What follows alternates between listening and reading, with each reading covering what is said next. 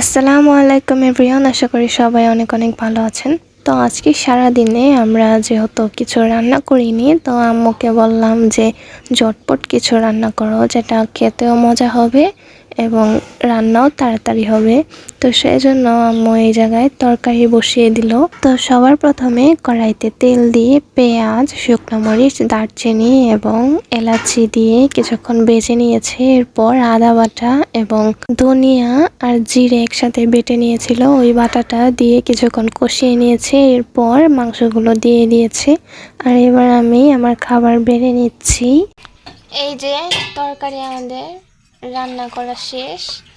এখানে মুরগির পা, মাংস, গিলা, কলিজা সবকিছু একত্র করে তারপরে রান্না করা হয়েছে।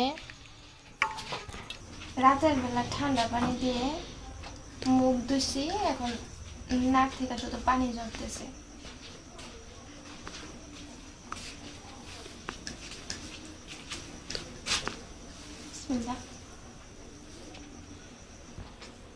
মাশাআল্লাহ, তরকারিটা অনেক সুস্বাদু হয়েছে। এই তরকারি দিয়ে আমি তো প্রায় 2-3 প্লেট ভাত খেয়ে ফেলতে পারবো, কিন্তু পেটে এত জায়গা নেই। আর আজকের মতো এখানে বিদায় নিচ্ছি। আল্লাহ হাফিজ।